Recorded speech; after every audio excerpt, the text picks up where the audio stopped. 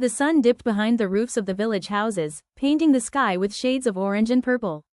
Ayan sat alone outside his small home, clutching a faded photograph in his hand. It was a picture of his little sister, Maryam, smiling, holding a balloon, her eyes shining like tiny stars. She was gone now. It had been 3 months since she returned to her creator. Ayan still couldn't say her name without feeling like something inside him shattered quietly. Maryam had been his best friend, the one who hid behind him when she felt shy, the one who waited at the gate for him to return from school, shouting, "Bye. You're home." But life doesn't always give reasons. Sometimes it only gives tears and tests. Nights were the hardest. When the world slept, pain woke up inside Ayan. He would lie on his prayer mat, staring at the ceiling, whispering, "Ya Allah, I prayed every day. I begged you to save her. Why did you take her?"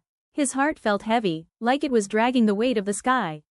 He wondered if maybe Allah wasn't listening. Maybe his dua fell somewhere between earth and heaven and never reached.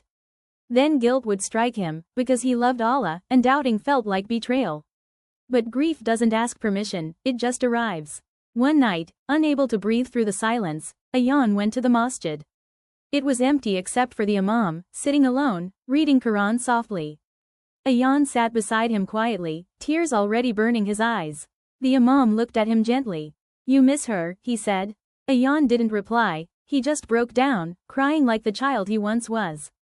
Between sobs he whispered, "I prayed so much. I thought Allah would save her."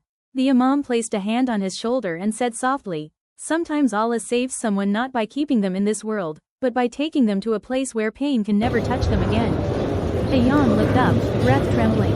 Every dua was heard, the imam continued. But Allah loved her more than anyone here ever could. And he chose the safest place for her, Jannah. The imam opened the Quran and read, thinking, "The hardship comes easy."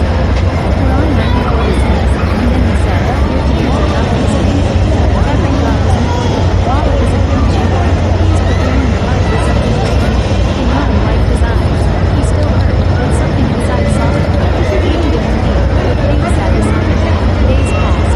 Ayan started volunteering at an orphanage, teaching Quran, tying little shoelaces, listening to laughter that reminded him of Maryam. One little girl asked him, "Bye, why do you always smile even when your eyes look sad?"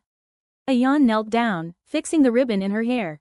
"Because," he whispered, "Allah tests the ones he loves. And I want to meet my sister in Jannah smiling, not crying." Years later, Ayan memorized the Quran. His voice would tremble on the verses about patience, and every time he finished a prayer, he whispered, "Ya Allah, let my saber be my reunion." He never forgot Maryam, he just learned to love her in silence, with prayer instead of touch, with patience instead of questions. And in the depth of his heart, he carried a quiet truth. Sometimes Allah breaks your heart so he can enter it. And sometimes, he takes someone from your life just to pull you closer to him.